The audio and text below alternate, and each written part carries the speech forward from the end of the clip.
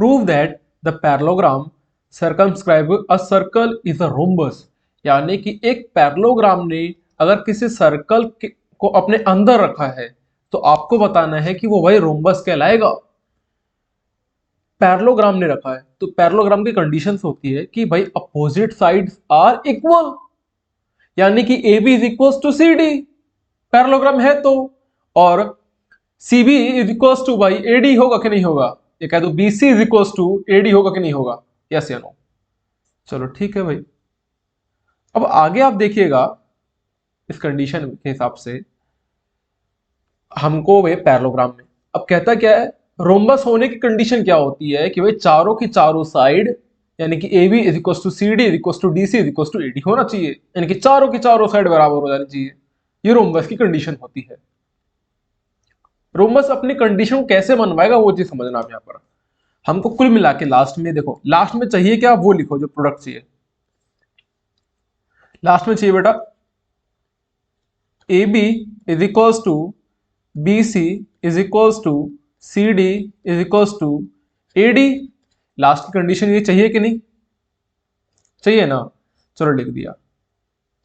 अब इसको लाएंगे कैसे वो चीज समझना।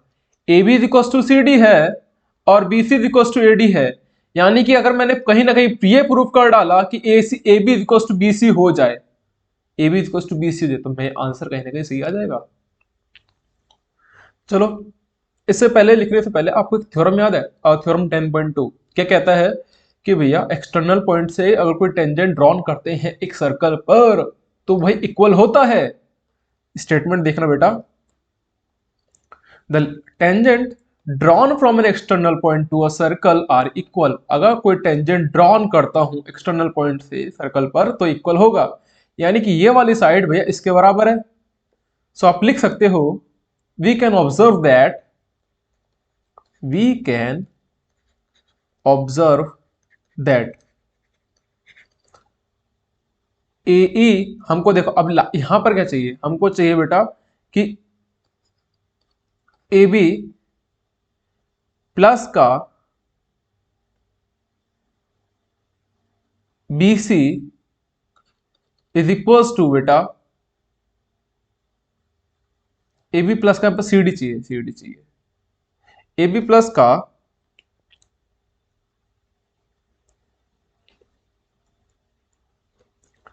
CD इज इक्वल्स टू बेटा BC प्लस का AD। ये कैसे आया वो चीज थोड़ा थोड़ा सा लग सकता है आपको। यहां पर अगर ऑब्जर्व करते हैं तो वे ए बी और सी डी को मैंने प्लस कर दूंगा, यानी कि आमने वाली साइड को प्लस कर दूंगा तो भाई मेरा इन दोनों को बराबर आ जाएगा। ये एक उससे पहले क्वेश्चन भी था, याद करो क्वेश्चन नंबर शायद 8 था।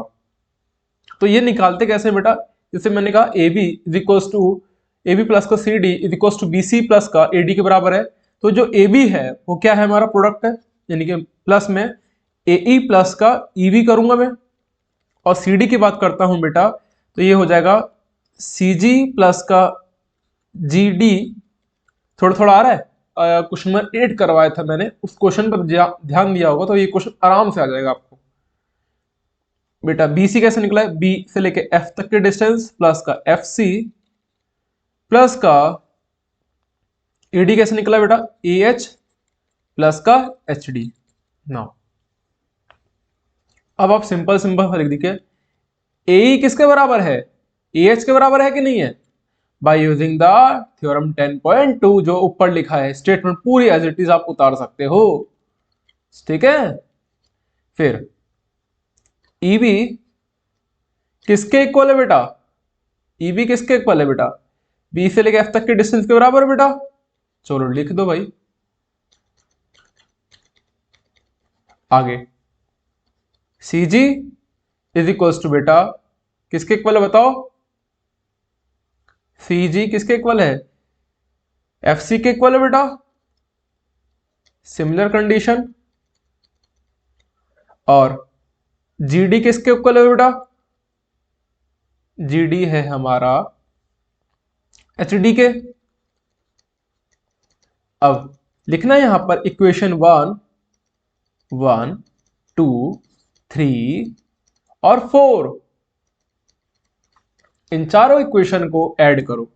Adding equation 1 2 3 4, adding 1 plus 2 plus 3 plus 4, what we get? We get this. चलो इससे हमको ये तो चल गया।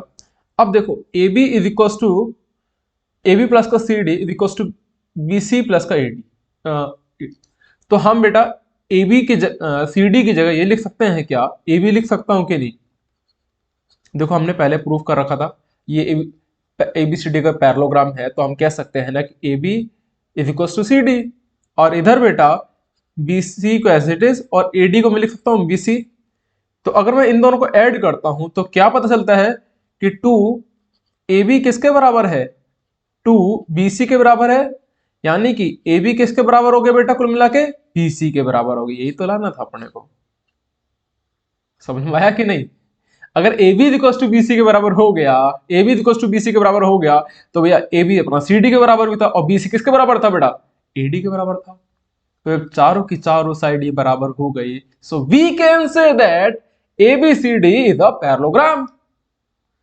ABCD is a parallelogram. आया कि नहीं बेटा?